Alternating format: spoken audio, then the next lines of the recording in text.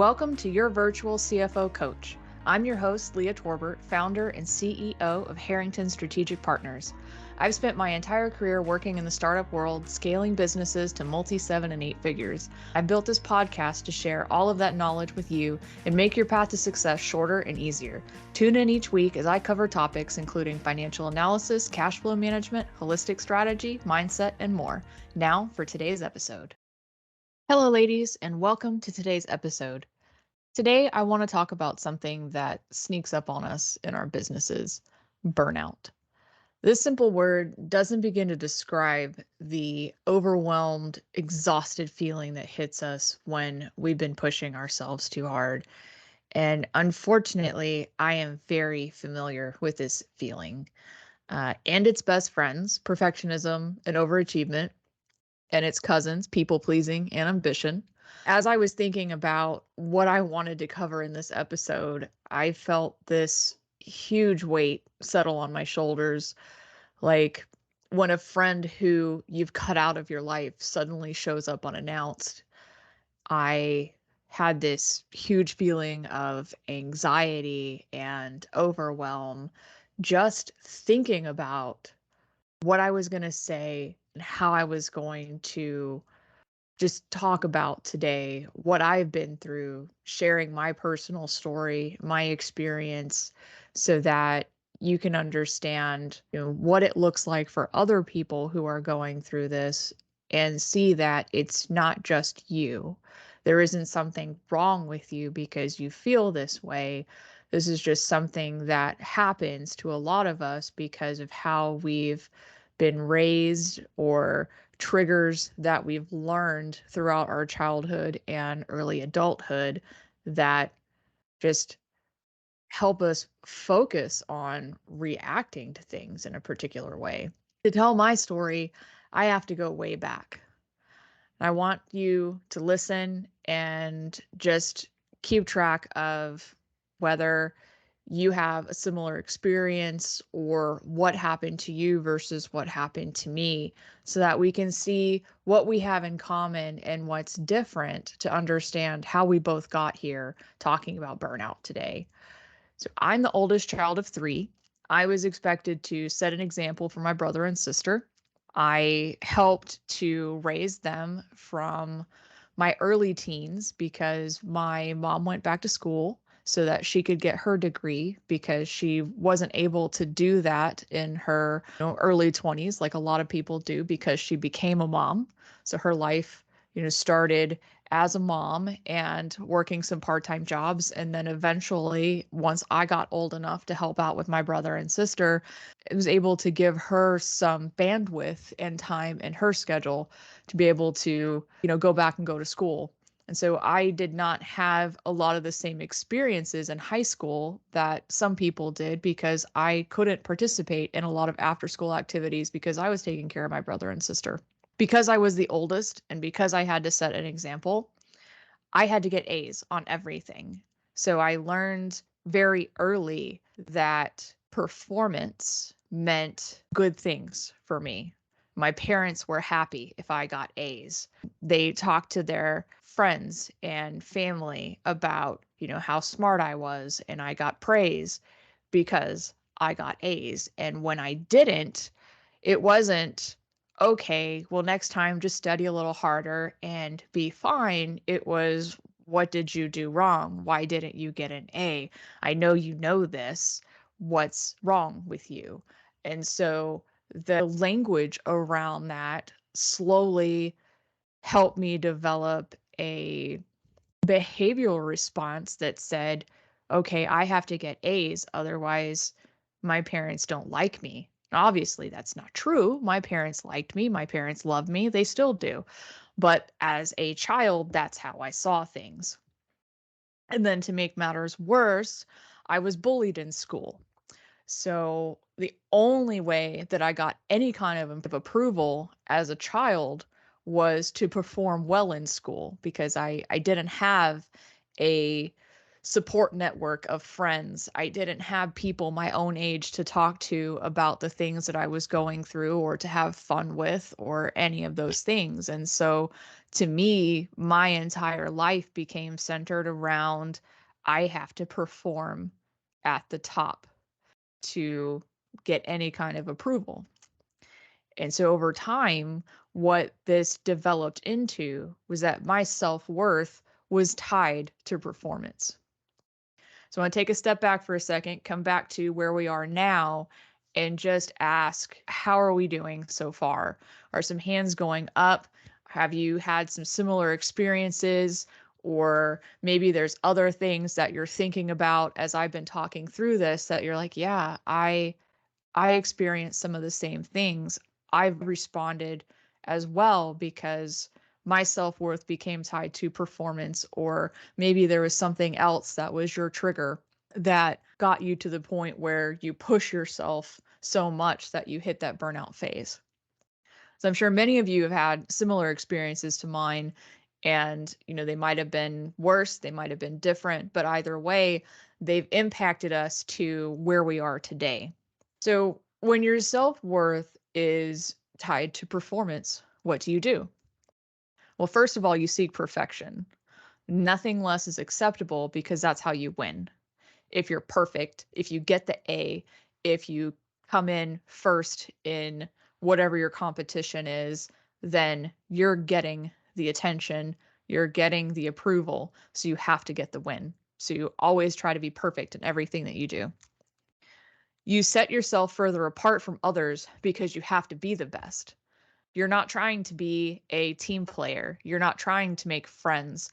You're not trying to become part of a group or a community because that will take away attention and time and distraction from being the best, from getting the win. And so whether you were bullied like me, or maybe you're just aiming for that perfection over time, you're actually isolating yourself, whether other people are doing it or not, because you're focused on being perfect, getting that win. Pride yourself on your hard work, and you justify letting other things slide because they don't get you the results that you're looking for. Friendships suffer if you have friendships at all. You're not as connected to your friends as you could be. You're not as connected to your family as you could be.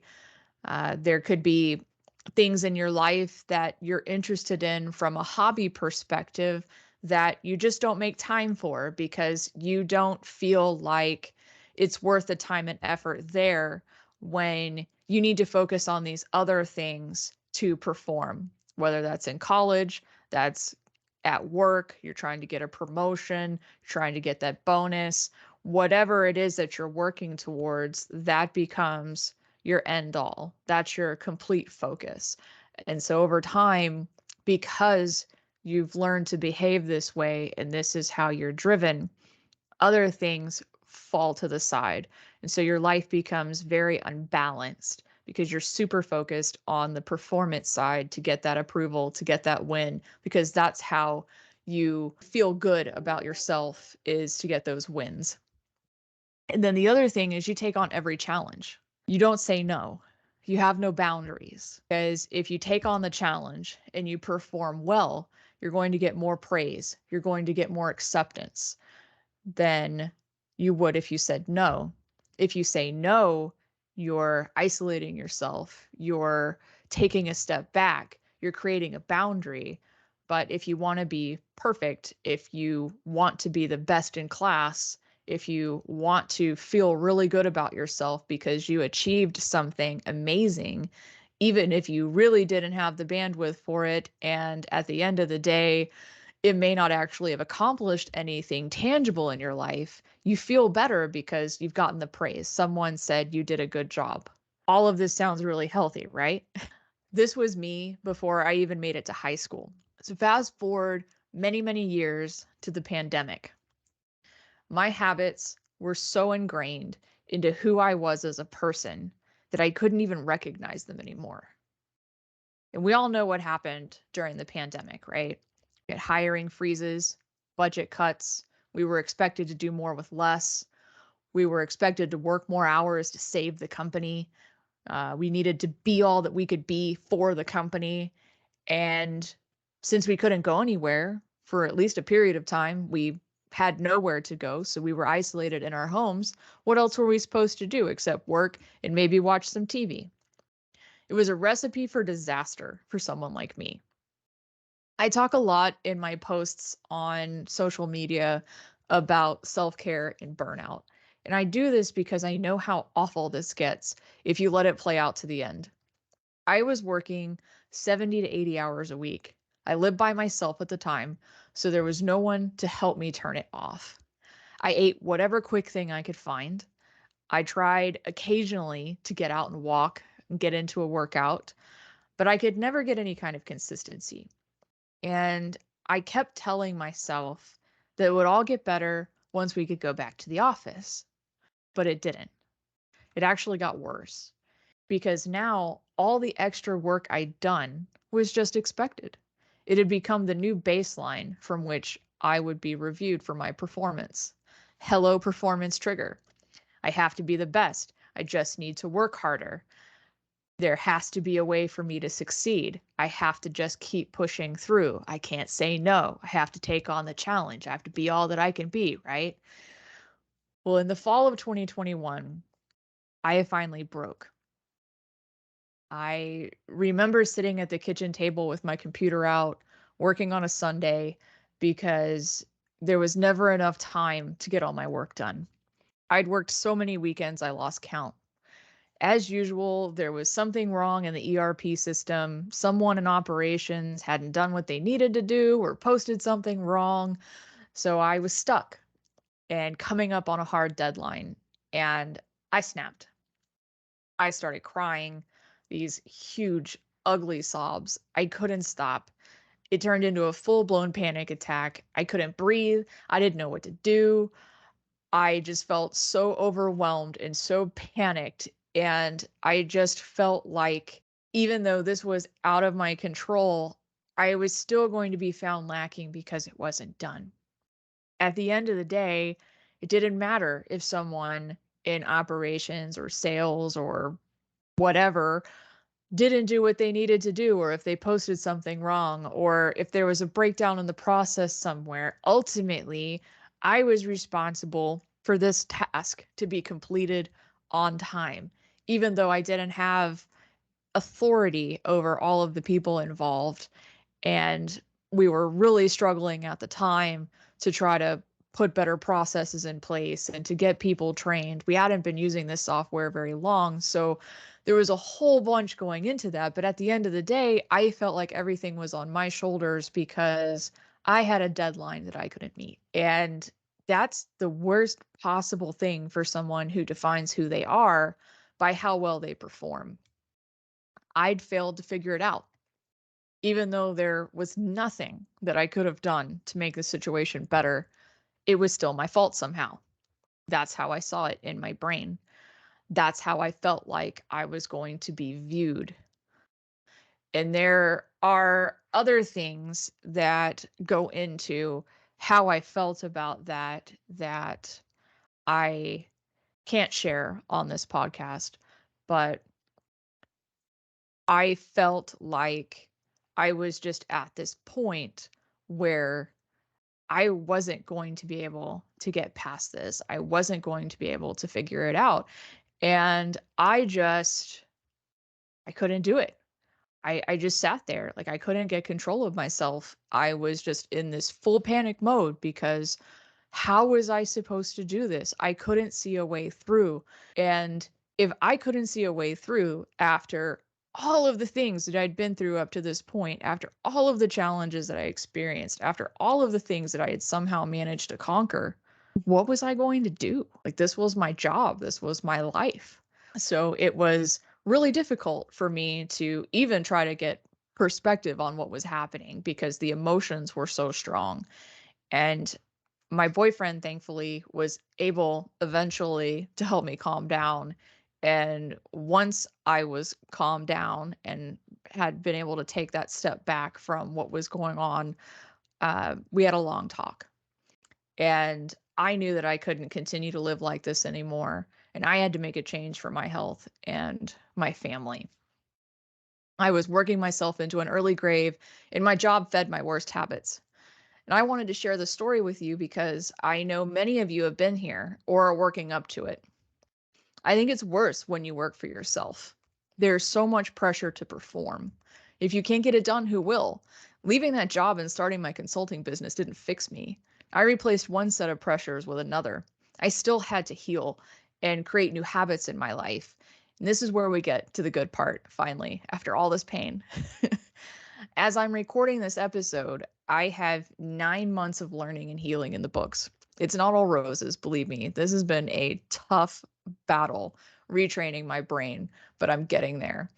And I want to share with you how I've done it in the hope that it'll help you in your journey. So, the most important thing that I did was I started journaling. After that breakdown in the fall of 2021, I picked up a spiral notebook and I just started to write. I poured all of my feelings and experiences onto the paper, raw, unfiltered, brutal truth. And looking back at some of the things that I wrote during that time, I'm concerned for myself all over again. Letting the feelings out and acknowledging that there was a problem I needed to fix was crucial. I still journal, although not every day like I did during those early months. I listen to my body and my mind, and when I have something troubling me, I sit down and write. Then I can put some perspective on the issue and think about next actions to take to work through what's going on so I can move forward. The next thing was I made a commitment to my health and fitness. During the pandemic, I mentioned before, I worked 70, 80 hours a week. I would go for a walk occasionally, or I'd have a couple of good weeks where I'd get some boxing workouts in and I'd feel really great. But then the pressure of everything would just weigh on me and I'd stop. I couldn't get any kind of consistency. And I knew to get healthy, to be able to move forward and become who I needed to be, this had to stop. So my health and fitness became a priority for me.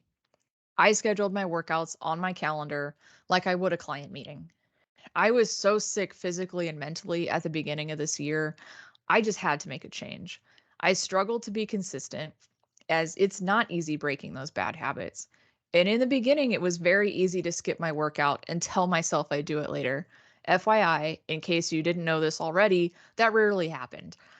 I downloaded motivation apps on my phone. I started listening to podcasts on healthy habits. And ultimately, I hired a coach to help me, which leads me to the next thing that I did to start my recovery from burnout. And that's hiring an accountability partner and coaches. So I started with an accountability coach to help me get healthy.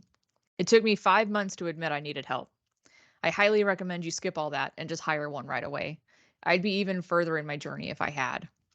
She is a sounding board for me when I'm feeling stressed and tired. We started off by talking about my health and fitness goals, and then she built a plan for me to get better, and it's working. Sometimes I don't feel like it. Sometimes I'm frustrated at where I'm at. I don't feel like I'm making enough progress. I feel like I'm doing all this work and I wonder what I'm getting out of it. And I have to stop and remind myself that that's my old way of thinking. That's old patterns that are coming back. And so I'm slowly implementing healthier eating habits, strength training, and cardio into my routine. I'm working on my mindset and I'm feeling so much better and stronger than I ever have before. But it's not just about health and fitness. As business owners, we need to let the walls down and seek help in our business as well. I did it on my own for 7 months, and then I joined a coaching program. A month later, I joined a second one. There's a lot we have to shoulder as the leader and sometimes the only employee of our business that's going to transform our lives. And we can't do that alone. It's part of the self-care. Coaches give you someone to talk to share the good and the bad with, to ask for advice when you're not sure what to do. So I highly recommend that you find one you can trust and get started as soon as you can. You need someone that can be there for you in the good times and the bad, that can understand your business and has been there before and can help you work through the issues that are going to come up. It's just a part of owning a business. It's not that we're necessarily doing something wrong. It's just we have a lot that we need to get done. And If you're like me, you want it done yesterday. So there's all this extra pressure. So you kind of have to work through all the feelings and trigger habits and everything around that so that you can grow your business in a healthy manner. The next thing that I decided I wanted to do as part of my healing process was to actually start having fun. The pandemic made this one really hard for a long time since things were shut down or we had limited access. And then once things opened back up, we all had to learn to get back out there because being shut in our homes had become normal. Not going anywhere had become normal. Seeing the same two or three people had become normal. We had to kind of retrain ourselves. As someone recovering from burnout, I knew this was going to be important. It wasn't easy though. A lot of the fun things that I wanted to do cost money. And guess what you don't want to spend when you just quit your six-figure job to start your business? Money. So I started small. Game nights, going to see a movie in the theater, little things that I used to enjoy and wanted back in my life. And as I fully embrace this aspect of my recovery, my boyfriend and I are getting back to pre-pandemic activities like going to concerts. We went to 17 concerts in 2018 and 18 concerts in 2019. We did one in 2020 before the world went to hell. So I think this year we're in like 10 or 12 concerts so far. So we're still a little behind compared to what we used to do before, but we're getting there. And the last thing is something that I have just started the process with, and that is going to therapy. Growing up, I always heard negative things about therapy. My friends have had good and bad experiences with it. So it was always something I just never felt comfortable doing because it was a huge unknown for me. And I like knowing what my ROI is going to be. And therapy is not something that you can pinpoint and say in 6 weeks, you're going to be here. In 3 months, you're going to be here. In 6 months, you're good. So the not knowing was also something that kind of kept me from going to therapy. But I think I'm finally healthy enough to take it seriously and to do the hard work that's still left to do. I've rebuilt my physical health. I'm stronger. I'm in a much better frame of mind, but the old thought patterns are still there. The behaviors that caused my burnout still lurk in the shadows, waiting to trip me up. And everything I've done to this point has simply prepared me for this next step. I wasn't ready 9 months ago. I am now. And I want to banish the triggers and rewire my brain. Instead of just recovering, I want to be healed. I've shared my journey here with you because I don't want you to get to this point. If you're feeling like you're already at burnout or that you're getting there very quickly, I would very much recommend that you at least start with journaling, getting your thoughts out on paper, being honest about how you're feeling, what you're going through, just putting it down in written word is so freeing, and it allows you to just release some of the pressure that's in your brain and feel better about what's going on in your life. And a lot of times you will actually write out just in free thought what you know you need to do. And so it can release some of the pressure so you can move forward. The other four things, focusing on health and fitness. If you're not working out, if you need an accountability partner, find someone that you can work with, hire a business coach, hire a health coach, get out there and have fun, try doing some different things. And, if you're ready, if it's something that you feel like you need in your life, find a therapist. Like I said, I'm still in the beginning process. I don't know how this is going to work for me, but I'm finally open at least to the idea of trying. And so that's where I'm at right now. I'd love to hear from you on how you've overcome your burnout and the habits that you've implemented to stay healthy. If there's something that's not on my list here that you've tried that worked, please let me know. Leave a comment on the show, send me a LinkedIn request, and let's talk. I am all about implementing new things in my life to try to create the life that I want, to get out of burnout, to stop these bad habits. And I would love to be able to share what you've done with my audience as well, because I don't want anyone to experience this burnout. I don't want anyone to be at this point where it's so bad you have a breakdown and you literally have to stop everything you're doing just to figure out how you're going to move forward. So please share your experiences, connect with me on LinkedIn. I would love to talk to you about what you've been through and how you've succeeded in moving forward. Thanks for listening to today's podcast. If you enjoyed what you heard today, please share with your network and leave a review so our podcast can reach more women and have a greater impact. If you have any comments or additional topics you'd like discussed on the show, let me know. Before you go, connect with me on LinkedIn and let's keep the conversation going.